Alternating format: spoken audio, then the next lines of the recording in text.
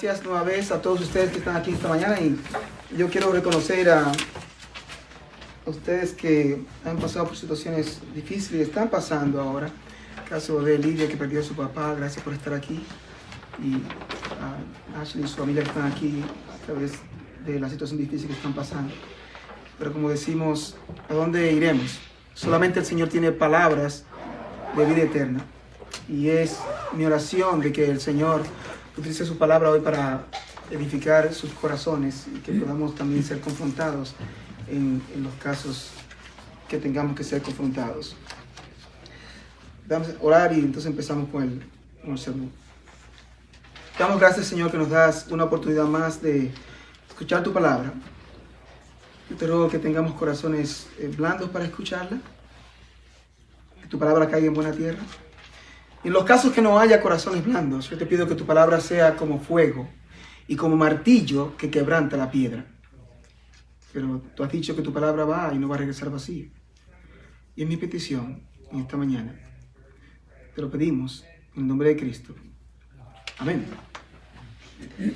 Nosotros continuaremos hoy con la serie de Santiago, Una Fe Viva. Y la semana pasada cubrimos los versículos últimos del capítulo 3, del 13 al 18, titulado Verdadera Sabiduría. Hoy seguiremos con el capítulo 4, los primeros 6 versículos, titulado La amistad con el mundo. Sin embargo, antes de entrar en el texto que nos toca en esta mañana, yo quiero comenzar haciendo unas cuantas observaciones, y tiene que ver con la actitud que tienen muchas personas en cuanto a la iglesia del primer siglo. Muchas personas tienen una mentalidad un tanto idealista y tal vez un poco romántica de cómo era la iglesia del primer siglo. Y posiblemente es entendible cuando uno lee el capítulo 2 de Hechos, de donde yo voy a leer unos cuantos versículos y ustedes van a ver, por eso tal vez hay gente que tiene esta mentalidad de que la iglesia del primer siglo era una iglesia un tanto perfecta. Y también cuando piensan en la iglesia del primer siglo, lo piensan con un sentido tal vez de nostalgia y de que, si yo fuera parte de esa iglesia. Miren por qué. En Hechos capítulo 2, si lo pueden buscar, lo buscan. Si no, por favor, solamente escúchenlo, porque vamos a estar en Santiago en esta mañana. En Hechos capítulo 2, cuando la iglesia estaba empezando, esto es lo que nosotros escuchamos. Hechos capítulo 2, versículo 42 en adelante, dice, 2:42. Y perseveraban en la doctrina de los apóstoles, en la comunión unos con otros, en el partimiento del pan y en las oraciones. Versículo 44 dice, todos los que habían creído estaban juntos y tenían en común todas las cosas, y vendían sus propiedades y sus bienes y los repartían a todos según la necesidad de cada uno. Y perseverando unánimes cada día en el templo y partiendo el pan en las casas, comían juntos con alegría y sencillez de corazón, alabando a Dios y teniendo favor con todo el pueblo. Y el Señor añadía cada día a la iglesia los que habían de ser salvos. Y en el versículo 32 del capítulo 4, miren lo que dice. Por si se puede poner mejor. Dice, y la multitud de los que habían creído era de un corazón y de un alma. Y ninguno decía ser suyo propio nada de lo que poseía, sino que tenían todas las cosas en común. Y tú dices, tú ves, esa es la iglesia que yo quiero estar. Ni siquiera tenían, todos eran comunistas, no eran. Pero hay gente que tiene esa mentalidad de que era una iglesia perfecta. ¿Y cuál es la conexión que estamos haciendo con esto? De que la iglesia que estamos viendo, a la que Santiago se dirige, no es diferente a esta. ¿Cómo uno corrige esta mentalidad de creer que hay un periodo en que la iglesia fue perfecta y de que yo me gustaría ser parte de esa iglesia? Posiblemente un versículo que se puede utilizar para corregir esa mentalidad equivocada está en Eclesiastés capítulo 7, versículo 10. Oigan lo que dice Eclesiastés capítulo 7, versículo 10. Dice, nunca digas, ¿cuál es la causa de que los tiempos pasados fueron mejores que estos? Porque nunca de esto preguntarás con sabiduría. Especialmente lo que tenemos un poquito más de años, solemos decir, cuando yo era niño las cosas eran así, pero en este tiempo, no. Si hablas de esa manera no estás hablando con sabiduría, porque el corazón del hombre no ha cambiado. Y esto es lo que pasa con esta iglesia. Están pasando por muchas dificultades, muchos problemas, porque la iglesia está constituida de pecadores Y una cosa, como dice el pastor Greg Hoffman, si algo tú puedes esperar de los pecadores, es que los pecadores pecan. Obvio, pero eso hay que recordarlo de vez en cuando. Esta iglesia estaba pasando por serias dificultades. Si uno habla un poquito del contexto histórico, estos hermanos habían sido desplazados de sus casas, estaban siendo perseguidos, perder sus posesiones, posiblemente algunos aún habían perdido sus familiares, los habían asesinado, no porque habían hecho nada malo, sino por el cristianismo. Y como alguien estaba diciendo, leyendo unos cuantos comentarios, es muy fácil cuando estamos pasando por situaciones difíciles, que las presiones de la vida, los problemas y todas las cosas, que uno entonces se vuelva hostil y antibíblico también. Y uno buscando ese sentido de alivio hace cualquier cosa. Estos hermanos estaban en esa situación. Y miraban a otros que estaban en otra situación, se sentían mal y no entendían por qué Dios los tenía a ellos en esa situación. Por eso hay que estar la exhortación en los primeros versículos que vimos en el capítulo 1. Tened por sumo gozo cuando os halléis en diversas pruebas. ¿Por qué? Sabiendo que la prueba de vuestra fe produce paciencia. Entendiendo que Dios no te va a sacar inmediatamente de la situación difícil en que estás, sino que Dios te va a tener ahí hasta que tú entiendas o tengas lo que Dios quiere que tú tengas para que te parezcas más al Señor Jesucristo. No es fácil aceptar eso, pero eso es lo que Dios nos enseña. Y Dios es bueno y debemos confiar en Él. Vamos a leer el pasaje de los primeros 6 versículos de Santiago. Santiago capítulo 4. Pueden seguirme con su vista ahí. Santiago capítulo 4, versículo 1 al 6. Versículo 1, capítulo 4. Santiago. ¿De dónde vienen las guerras y los pleitos entre vosotros? ¿No es de vuestras pasiones, las cuales combaten en vuestros miembros? Codiciáis y no tenéis, matáis y ardéis de envidia y no podéis alcanzar. Combatís y lucháis, pero no tenéis lo que deseáis, porque no pedís. Pedís y no recibís, porque pedís mal, para gastar en vuestros deleites. ¡Oh almas adúlteras! ¿No sabéis que la amistad del mundo es enemistad contra Dios? Cualquiera pues que quiera ser amigo del mundo, se constituye enemigo de Dios. ¿O pensáis que la Escritura dice en vano, el Espíritu que Él ha hecho morar en nosotros nos anhela celosamente? Versículo 6 dice, pero Él da mayor gracia, por esto dice, Dios resiste a los soberbios y da gracia a los humildes. La estructura para esta mañana va a tener 3 partes y vamos a utilizar 3 palabras para la estructura. 3 palabras. Versículo 1 vamos a llamarle origen. Vamos a llamarle origen de los conflictos que esta gente estaba teniendo. En los versículos 2 y 3 le vamos a llamar manifestación. Manifestación de estos conflictos. Cómo se manifestaban estos conflictos de estos hermanos. Y en los últimos versículos 4 al 6 le llamamos amonestación. ¿Cuál es la amonestación en contra de los conflictos que ellos tenían? Le pusimos el título del sermón, así como aparece en sus Biblias, la amistad con el mundo. No siempre uno utiliza el mismo título que utilizan en nuestras Biblias y ellos se encuentran con eso, pero uno muchas veces encuentra una variante para el título del sermón de acuerdo a los énfasis que tiene. En primer lugar vamos a ver el origen de los conflictos. Y voy a leer de nuevo el versículo 1 del capítulo 4. ¿De dónde vienen las guerras y los pleitos entre vosotros? ¿No es de vuestras pasiones, las cuales combaten en vuestros miembros? La primera parte de este versículo en la versión original del griego lo dice de esta manera. ¿De dónde las guerras? ¿De dónde los pleitos? Ni siquiera dice vienen. La palabra vienen se introdujo ahí para darle sentido de que habla del origen. Pero usa 2 veces la palabra y la frase ahí, ¿de dónde? Para hablar precisamente de eso. ¿De dónde? Y como hablamos, Santiago usa muchas preguntas para poner a la gente a pensar. No porque no sabe, sino porque posiblemente usted no sabe lo que debería considerar lo que está diciendo. Y ya empieza con preguntas. ¿De dónde vienen las guerras y los pleitos entre vosotros? Él utiliza 2 palabras aquí para hablar de esto. 2 palabras distintas. Las guerras. La palabra guerras en este caso se utilizaba para hablar de conflicto armado. Literalmente de guerras. Pero él no está hablando aquí de guerras literales en este caso, pero la utiliza para enfatizar lo que está pasando entre estos hermanos. y quiere llamar su atención y utiliza este lenguaje militar para darle fuerza a lo que está diciendo. ¿De dónde vienen las guerras? Y utiliza otra palabra que no es igual, pero parecida, y dice, y los pleitos entre vosotros. No son iguales, pero tienen una similitud. ¿Y cuál es la diferencia entre estas palabras? La palabra guerra se refiere a un estado de hostilidad continua. Así vivían estos hermanos. Increíble, en la iglesia. Hostilidad continua los hermanos. Si uno se sienta aquí, otro se sienta por allá, viven huyendo. Y como cuando uno le saca la vuelta a una gente que uno no quiere ver, uno se hace como el loco, pero la gente sabe. Y yo lo vi.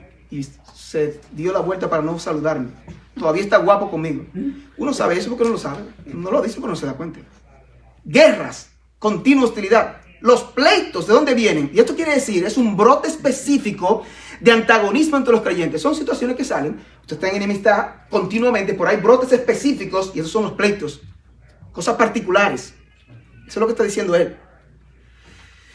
Santiago entonces, después que hace esta pregunta de dónde vienen estas guerras y estos pleitos, él mismo se responde su pregunta.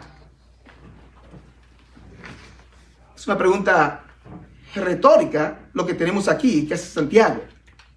Y él se la responde de esta manera, con otra pregunta. ¿No es de vuestras pasiones las cuales combaten en vuestros miembros? ¿Ustedes están escuchando el lenguaje que está utilizando aquí? Es de pugilatos, de pleitos, de peleas, de guerra.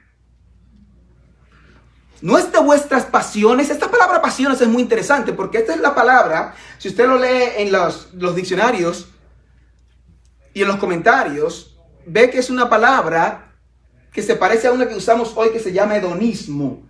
Ellos utilizan la palabra hedone, de ahí es transliterado, no traducido, sino que se parece a la palabra que utilizamos hoy y se le ponen unas vocales del español y suena como la de nosotros. Hedone, hedonismo. Esta palabra ha pasado con el mismo significado que se utilizaba en aquellos tiempos. Esta es la palabra pasiones. En otros lugares se traduce como placeres. De eso está hablando aquí. Originalmente el significado de la palabra era agradar, lo agradable al paladar, y en la literatura clásica se utilizaba para describir los placeres de los sentidos, o sea, lo que uno siente con el cuerpo. En Lucas 8:14, hablando del hijo pródigo, se usa esta palabra también. No en este caso, hablando de la semilla del sembrador, y hablando de la semilla que cayó entre espinos. Oigan lo que dice para hablar de esta palabra. Dice: la que cayó entre espinos, estos son los que oyen, pero yéndose son ahogados por los afanes y las riquezas de la semilla del sembrador.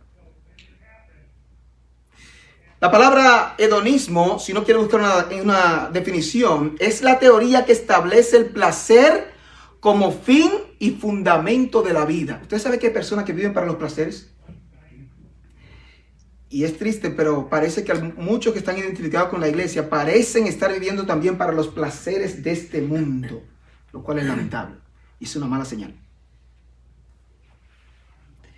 Las veces que se utiliza esta palabra de hedonismo o pasiones en el Nuevo Testamento, siempre es con una connotación negativa, no es bueno. ¿De dónde vienen estas pasiones de ustedes? ¿De dónde vienen estos pleitos? ¿No es de vuestras pasiones? Él continúa diciendo, los cuales combaten en vuestros miembros. Yo quiero leer una cita aquí de Dr. Elvis Caballosa, de quien me he beneficiado muchísimo en esta serie de Santiago. Es lo que dice Elvis Caballosa citando a un teólogo. Él dice: Santiago usa esta palabra con referencia a cristianos que por buscar su propia satisfacción estaban implicados en luchas, pleitos, divisiones, envidias, en detrimento del cuerpo de Cristo, o sea, de la iglesia. El deseo de obtener lo que no se posee sin tener en cuenta el precio que se paga. ¿Quieres lo que quieres tener? Tu deseo, no importa lo que tengas que hacer. Aunque la palabra de Dios hable algo diferente, quiero eso. Eso es lo que estaba pasando con esta gente. Dice él, las cuales combaten en vuestros miembros. De nuevo, es el lenguaje militar aquí. Es como soldados que se disponen para la batalla. Y en este caso es como si los soldados estuvieran poniendo un frente de batalla para ganar una pelea y ganar las posesiones y la satisfacción de los deseos, dice Caballosa. Los miembros, aquí se puede referir a los miembros de tu cuerpo. Otros dicen, como MacArthur dice, que se refiere aquí a los miembros, es la naturaleza pecaminosa de nosotros. Porque cuando el hombre cayó, nosotros fuimos afectados en todas nuestras áreas. Nuestra voluntad, nuestras emociones, nuestros deseos, nuestro cuerpo, todo ha sido afectado por el pecado. Siempre deseamos lo que deberíamos desear. Con esto en mente, entonces, lo que está pasando con esta gente, pasamos al segundo punto ahora. Y vamos a hablar de la manifestación. Estos conflictos y estos problemas entre estos hermanos, ¿cómo se manifestaban más en detalle? Vean en el versículo 2 lo que dice. Codiciáis y no tenéis. Matáis y ardéis de envidia y no podéis alcanzar. Combatís y lucháis, pero no tenéis lo que deseáis porque no pedís. Pedís y no recibís porque pedís mal, para gastar en vuestros deleites. Ahora lo que le hace es mostrar los detalles de cómo se manifestaba estos problemas, estos hermanos, estos conflictos, con ciertos indicativos. Esto es lo que está pasando de manera específica. Y él los va a detallar. Y empieza con codiciáis. Ustedes codician, y literalmente quiere decir poner la mente en un objeto. Veo ese objeto. ¿No es el problema? Uno de los problemas que tenemos, los deseos de los ojos, por ejemplo. Pongo los ojos en eso y eso lo quiero y hago lo que tenga que hacer yo para obtenerlo. Codiciáis. Es un deseo incontrolable hacia algo. Es un hábito de desear apasionadamente. Y a pesar de ese deseo apasionado que había, ¿qué ocurría? Dice, y no tenéis. ¿Qué importa que codicies? No lo tienen, como quiera. No lo estaban teniendo. Lo que pasa es que sigue entonces la frustración en un grado mayor. Se frustra, usted codicia, desea, no tiene de todas maneras y se frustra más. Queda vacío. Él continúa diciendo, matáis y ardéis de envidia y no podéis alcanzar. Cuando él habla aquí de matar, dice otro comentarista, Santiago está enfatizando lo que puede ocurrir, y en verdad ocurre, cuando los hombres escogen el placer en lugar de Dios como una norma de vida. Las leyes de Dios son despreciadas y el deseo por el placer arrastra a los hombres a hacer cosas que jamás soñaron que eran capaces de hacer. ¿Cuán cierto es eso? Si usted no controla sus pasiones y sus deseos, usted puede llegar aún a asesinar para lograr lo que usted quiere. Y cuando ocurre, entonces usted se reflexionando y dice, yo nunca pensé que pude haber llegado a hacer algo así. Ese es el peligro. Y usa este lenguaje tan fuerte de matar para llamar la atención de sus oyentes. Eso es lo que dijo Platón el último día de su vida. Filósofo. Ninguna otra cosa sino el cuerpo y sus deseos causan las guerras, sediciones y contiendas de todo tipo. Porque todas las guerras se originan por el deseo de obtener riquezas. ¿Qué conexión hay con las riquezas y los placeres del cuerpo? Bueno, con las riquezas usted se puede dar todos los gustos que usted quiera y vivir de manera indulgente, por lo menos así piensan algunos. Y esa es su filosofía de vida. Continúa diciendo, y ardéis de envidia. Envidia es ese deseo fuerte de tener lo que otros tienen o sentir disgusto porque otros tienen lo que a nosotros nos gustaría tener. Por ejemplo, dice alguien a su amigo, ¿te enteraste que a fulano le dieron esa promoción en el trabajo? Y usted lo escucha porque usted tenía el mismo tiempo trabajando juntos. Y usted dice, y usted no se alegra. A usted más bien le duele que lo hayan ascendido a él y usted no se alegra. Yo pensando, si usted está presentando el evangelio a alguien de esa gente que usted habla y ellos piensan que no son pecadores, el ejemplo de la envidia es muy bueno para demostrar a la gente si es pecador o no, porque ellos piensan que no son pecadores, y darle un ejemplo como este, porque se dan cuenta, si usted le pregunta, ¿usted alguna vez ha tenido envidia? Y le da un ejemplo como este, y van a tener que reconocer que sí. Nos ha pasado a todos. Nos pasa a todos. Ardéis de envidia y no podéis alcanzar. Eso de no poder, no tienen la habilidad de conseguir lo que quieran. ¿Cuántas guerras se habrían evitado si los hombres estuvieran contentos con lo que tienen? Dice alguien. si no desearan obtener lo que pertenece a otros, eso que no pueden obtener por medios honestos y honorables. Esto debería estar fuera de la mesa para un cristiano. Si no puede obtener algo por medios honestos y honorables, no debería proseguir. Combatís y lucháis. Combatís y lucháis. El mismo lenguaje ahí de guerra. Estos hermanos estaban dispuestos a ir a los tribunales y a demandarse unos con otros para conseguir lo que querían. Eso es feo. La Biblia habla en Corintios de eso, de que los hermanos no van a tribunales ante los inconversos en demandas. Estoy diciendo que no hay ocasiones en que se utiliza la justicia para resolver disputas con los inconversos y cosas de esas. No estoy diciendo eso. Pero lo que dice la Biblia es que da vergüenza que entre los creyentes haya demandas entre ellos. ¿No deberían ustedes, dice Pablo, sufrir el agravio? Me debe $5,000. No me los ha pagado. Él dice que es un hermano. Bueno, tú tienes dos opciones. Tú pagas a los tribunales, va a hacerlo. O tú dices, bueno, yo no necesito ese dinero realmente. Yo voy a sufrir el agravio para que la iglesia de Cristo no sea afectada. Yo voy a dejar esos $5,000 así. Esa era la actitud de Pablo.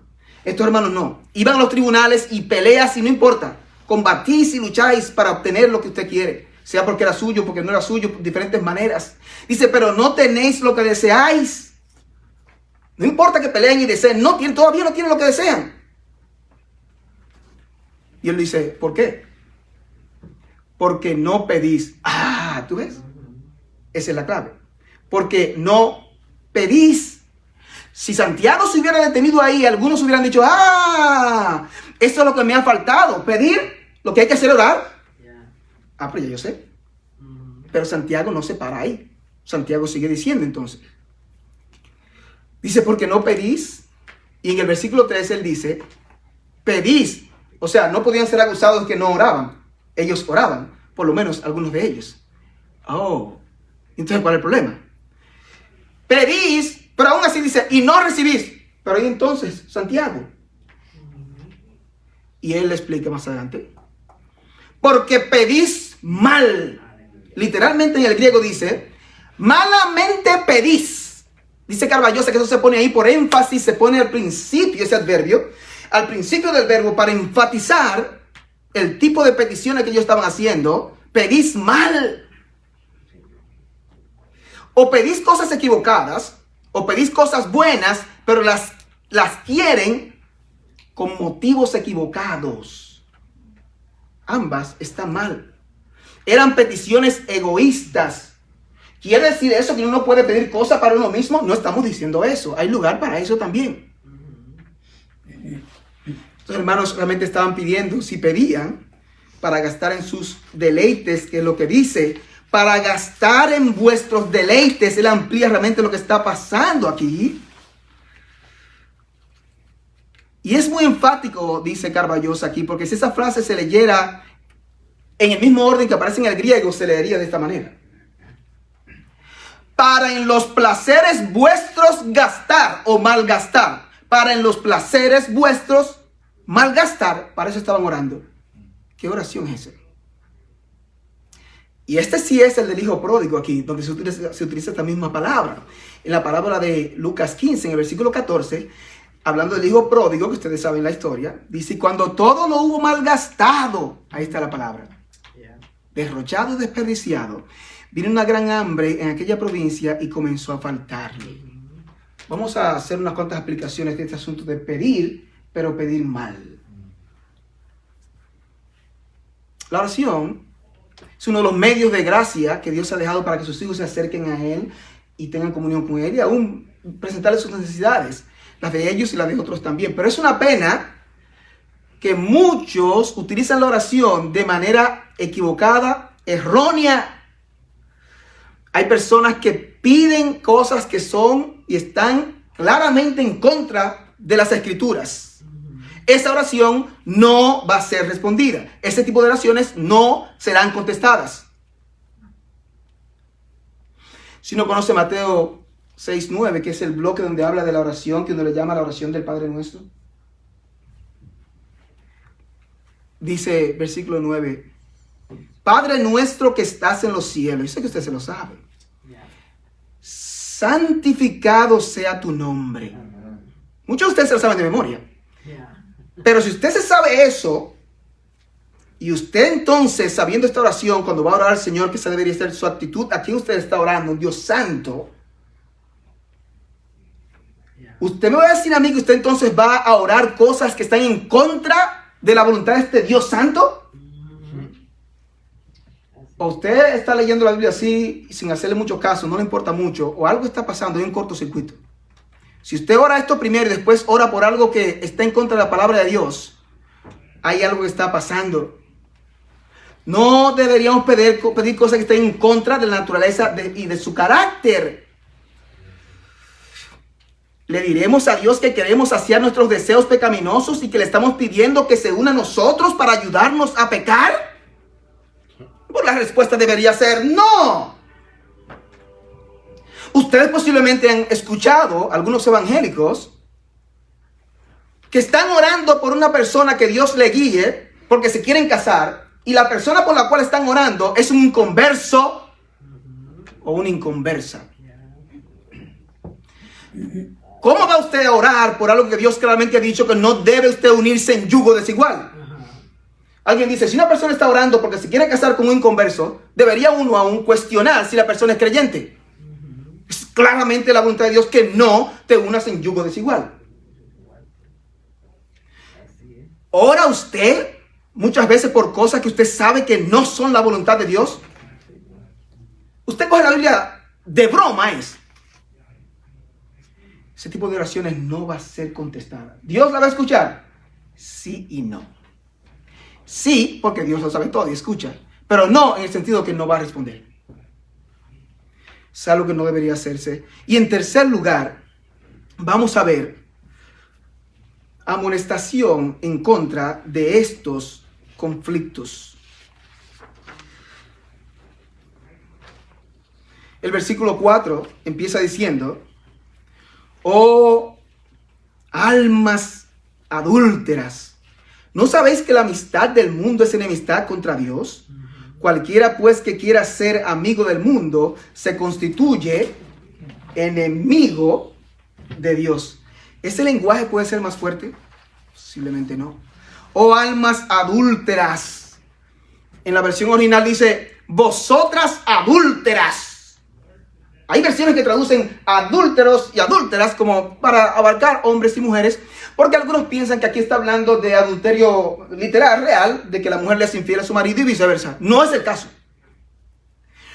Adúlteras habla como si se estuviera refiriendo a una esposa, en este caso la esposa de Dios, que en muchas partes del Antiguo Testamento se nos habla de eso, y aún en el Nuevo Testamento se nos habla de Dios como el esposo, y a la iglesia o el pueblo de Dios, en el caso de Israel, como su esposa. Y ese es el lenguaje aquí. Y dice, vosotras adúlteras, aunque incluye a hombres, la idea es que todo el pueblo de Dios, hombres y mujeres, son como la esposa de Dios. Dios es el esposo en ese sentido. Y ellos envueltos en codiciar y desear estas cosas del mundo, están comportando como adúlteros. Si el adulterio literal es malo y feo, ¿qué tan malo y feo debe ser el adulterio espiritual? Terrible eso. Terrible. Si uno piensa en lo que pasó en el Antiguo Testamento con este lenguaje de adúlteros, y ellos estaban claros en eso, siendo judíos, Santiago judío también, ellos hubieran recordado pasajes como Oseas capítulo 2, versículo 2.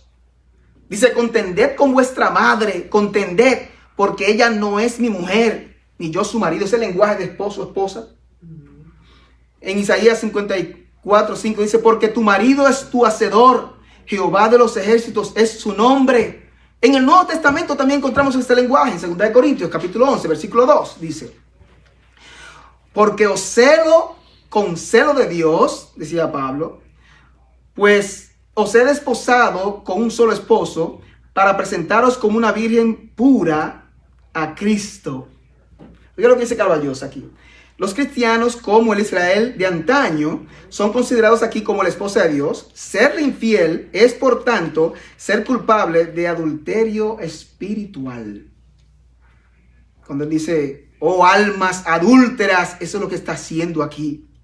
Dice, ¿no sabéis que la amistad del mundo es enemistad contra Dios? De nuevo es una pregunta retórica que la respuesta es obvia. espera una respuesta positiva.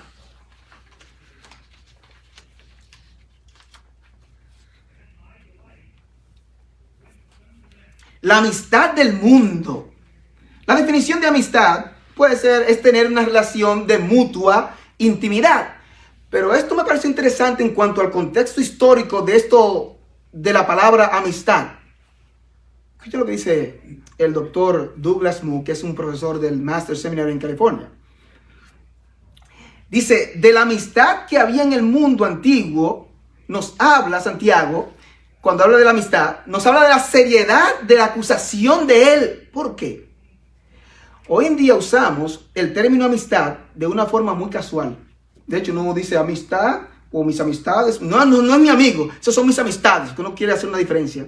Pero esto de amistad aquí dice que ahora se utiliza de manera casual, pero en el mundo heleno, o sea, en el mundo que estaba dominado por el mundo de los griegos y eso así, mundo helenista, la amistad implicaba compartir todas las cosas en una unidad tanto física como espiritual.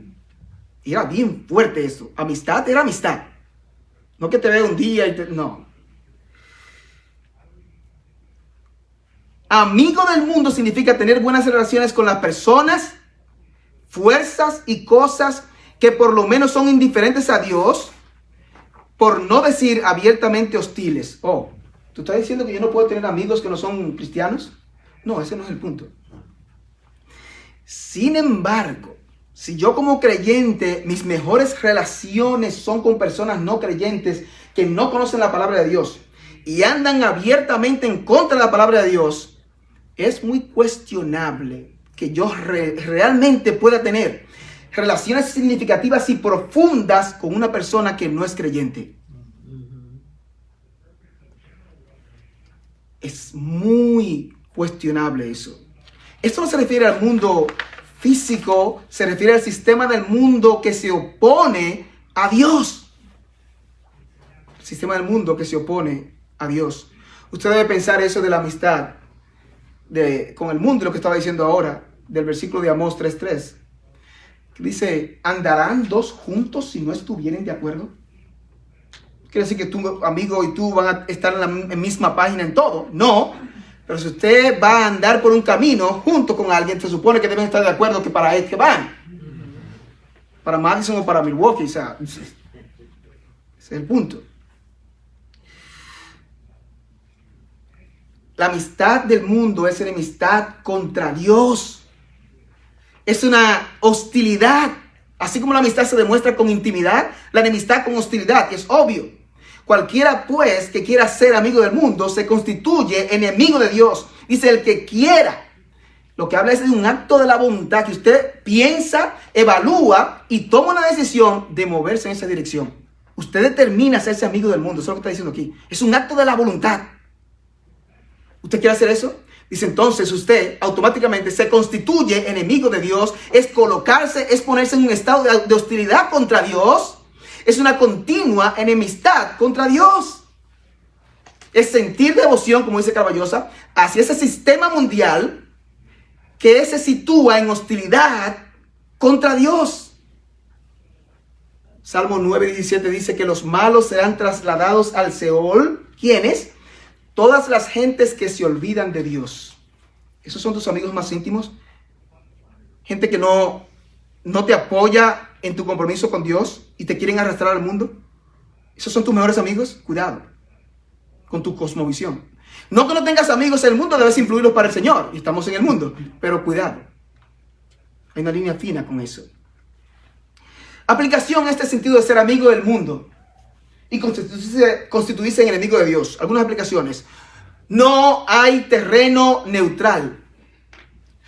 No hay punto medio. Cuando yo no era creyente, siempre me inquietaba cuando los evangélicos hablaban de que no se puede estar en el mundo y con Dios. Yo creo que todavía recuerdo este versículo que ellos citaban y me molestaba como inconverso. Mateo 12:30, dice Jesús, el que no es conmigo, contra mí es. Y el que conmigo no recoge, desparrama. ¿Cómo? Y me molestaba porque, ¿por qué no hay un punto medio? Y por un tiempo traté de vivir en la mitad. cuando Dios estaba trabajando en mi corazón y moviéndome, inquietándome y todo eso por un año, y yo huyendo, traté de ir a la iglesia católica, porque yo veía a la gente que iba a la iglesia católica. Si usted es católico, no se ofenda, pero eso fue lo que me pasó a mí.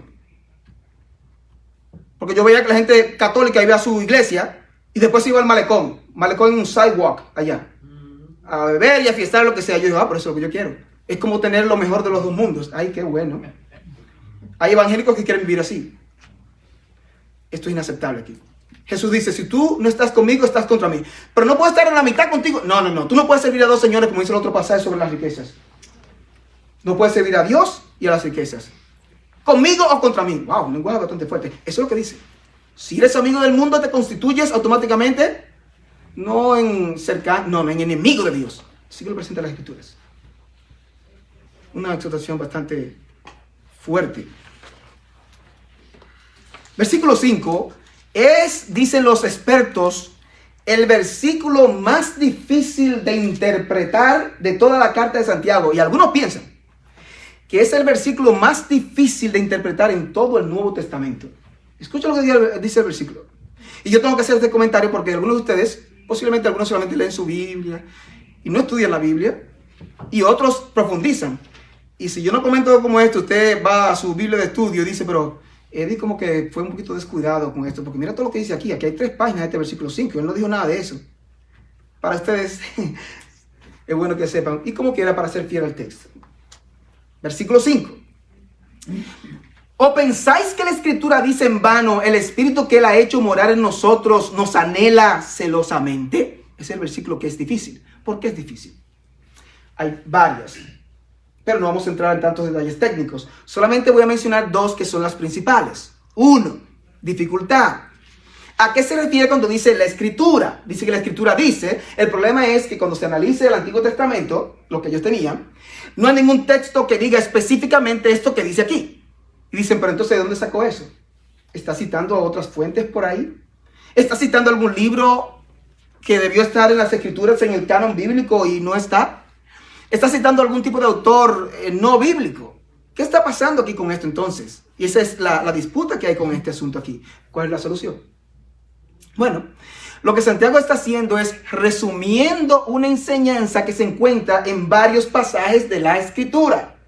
Eso está en otros lugares también en el Nuevo Testamento, que se habla de un tema y se ha hablado varias veces en las Escrituras y tú lo dices en una manera que parafraseada. Es como cuando uno dice, la Biblia dice que no debes robar o no debes matar. ¿Dice eso en un solo lugar? No, lo dice en diferentes lugares. Y uno lo que hace es resumir con sus palabras, lo dice así. Santiago está haciendo esto aquí. Segundo problema. Aquí dice que el Espíritu que Él nos ha dado, ha hecho morar en nosotros, nos anhela celosamente. Y la disputa es, ¿cuál espíritu? De hecho, hay gente y expertos en los dos lados. Algunos piensan que es el espíritu humano y otros piensan que es el Espíritu Santo. Porque dependiendo de quién se refiere aquí, la interpretación cambia.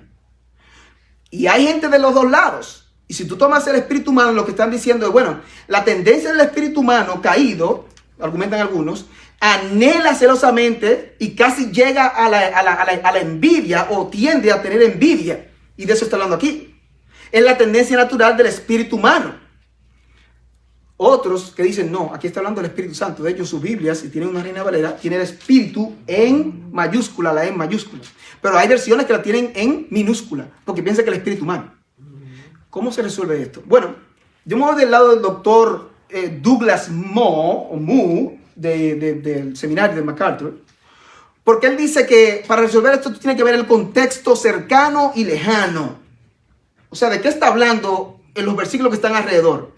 Y aún de qué habla todo el contexto general de las Escrituras. Bueno, ya dijimos una parte. Si uno piensa en el versículo 4 cuando dice, oh, vosotras adúlteras, el lenguaje es un lenguaje espiritual en el sentido de que el pueblo de Dios debe ser considerado como la esposa de Dios. No es difícil entender que está hablando en ese sentido y está hablando del Espíritu Santo. Pero que dice que ustedes piensan, consideran que la Escritura dice en vano por hablar que el Espíritu, aquí pensando si es el Espíritu Santo, que yo pienso que esa es la interpretación correcta, el Espíritu que Él ha hecho morar en nosotros nos anhela celosamente. ¿Dice eso la Escritura en vano? ¿Qué es lo que ellos explican? Están diciendo, esto es bien, wow, esto es increíble para nosotros. Lo que está diciendo es que el Espíritu Santo que Dios ha hecho morar en los creyentes nos anhela apasionadamente, celosamente. Es como a llegar casi al punto de la envidia. ¿Cómo? El Espíritu Santo es envidioso. Ese no es el punto que está haciendo. Lo que está haciendo que el anhelo tan fuerte del Espíritu Santo en nosotros es así, que se puede parecer incluso a la envidia que se siente, esa envidia pecaminosa. ¿No es maravilloso eso para los creyentes, que Dios mismo nos anhele a nosotros? Y aún en el sentido, si usted toma la imagen de un esposo, yo no puedo estar ok de que mi esposa esté coqueteando con otros hombres. Si a mí no me importa, yo tengo un problema. Debe haber en mí un sentido de celo o tiene que haber algo ahí. Asimismo, Dios se presenta en todas las escrituras como ese esposo que no admite rivales. Y aquí el Espíritu Santo es el que está hablando, que Él nos anhela. Ustedes están siendo adúlteros, codiciando cosas del mundo y todo eso, versículo 4. Y aquí dice, pero ustedes creen que la escritura habla en vano. Y ustedes creen que en vano que está diciendo que el Espíritu Santo, que Él ha hecho morar en nosotros, nos anhela celosamente. Si Dios mismo nos anhela celosamente, ¿vas a estar coqueteando con el mundo? Bien terrible eso.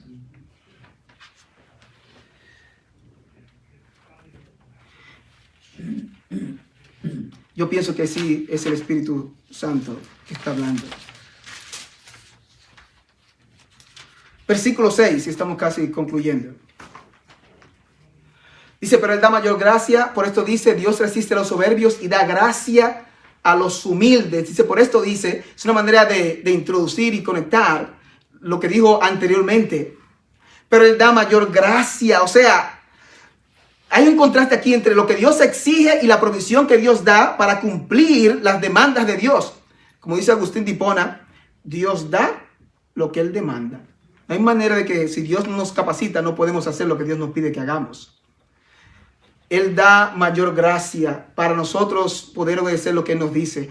Dice, Dios resiste a los soberbios, basado en Proverbios capítulo 3, versículo 34. Y Pedro también utiliza esto también, de que Dios resiste a los soberbios y da gracia a los humildes. Los soberbios son los que tienen el cuello levantado y se creen mejores y por encima de otras personas. Son esta gente que casi no pueden mirar para abajo. Y si miran, es un soberbio. Dice que Dios resiste de nuevo. Ahora el término militar, pero de otro ángulo. El que resiste aquí ahora es Dios. Dice que aquí resiste es realizar un despliegue militar en preparación para la batalla. Este verbo describe dramáticamente a Dios poniéndose en batalla contra aquellos individuos soberbios. Una cosa le voy a decir. You don't want to be there. Tú no quieres estar en esa posición. Hay gente que dice, no me quieras a mí de enemigo. Hay gente que dice así. Pero eso debería aplicarse a Dios. No quieras tener a Dios de tu enemigo. No es un buen lugar donde estar. Dice, pero Él da mayor gracia. Dios da mayor gracia, da gracia a los humildes. Es una acción continua y los humildes son los que reconocen su insuficiencia, reconocen su dependencia de Dios para su provisión tanto espiritual como material. Así que estos hermanos estaban realmente buscando las cosas equivocadas, estaban cometiendo adulterio espiritual, queriendo estar con un pie aquí y un pie allá, como dice un merenguito allá en Santo Domingo. No. Entonces, para concluir, yo solamente le quiero leer un pasaje que pienso que si lo meditamos, y aún uno debería aprendérselo de memoria. Colosenses capítulo 3, los versículos 1 al 4, es la actitud que uno debería tener. Si uno está batallando por dentro en querer obtener todo lo que el mundo tiene, y yo quiero tener todo lo que no he tenido en mi vida, y yo hago lo que sea necesario para eso, no importa lo que yo tenga que sacrificar, aunque yo tenga que desobedecer principios bíblicos. Si usted tiene esa mentalidad, esto puede ser un antídoto. Colosenses capítulo 3, 1 al 4, y con eso terminamos. Voy a leer, escuchen, oigan el lenguaje, que está viéndoles todo. Sí, pues, dice Pablo, habéis resucitado con Cristo. ¿Qué hacer? Buscad las cosas de arriba, donde está Cristo sentado a la diestra de Dios. Poned la mira, o sea, tu mente. Poned la mira en las cosas de arriba, no en las de la tierra, porque habéis muerto. Y ahora viene la buena parte aquí, la mejor. y vuestra vida está escondida con Cristo en Dios. Cuando Cristo, vuestra vida, se manifieste, entonces, no hoy tu mejor vida ahora, entonces vosotros también seréis manifestados con Él en gloria. ¿Se puede poner mejor que esto? Le damos gracias a Dios por su palabra y oramos. Señor, gracias por tu palabra. Gracias por esta porción de Santiago. Gracias porque tu palabra nos corrige donde necesitamos. Gracias, Señor, que tú nos puedes dar corazones para cuando estamos mal, corregir nuestros caminos. En 1 Juan nosotros vemos que si confesamos nuestros pecados, Él es fiel y justo para perdonar nuestros pecados y limpiarnos de toda maldad. Si nuestra actitud ha sido de coquetear con el mundo, te pedimos perdón, Señor. Que nos ayudes a tener una mente no dividida, un corazón solamente para ti. Tú te lo mereces. Gracias por cada persona que estuvo aquí. En el nombre de Cristo. Amén. Gracias en esta mañana por estar aquí ustedes.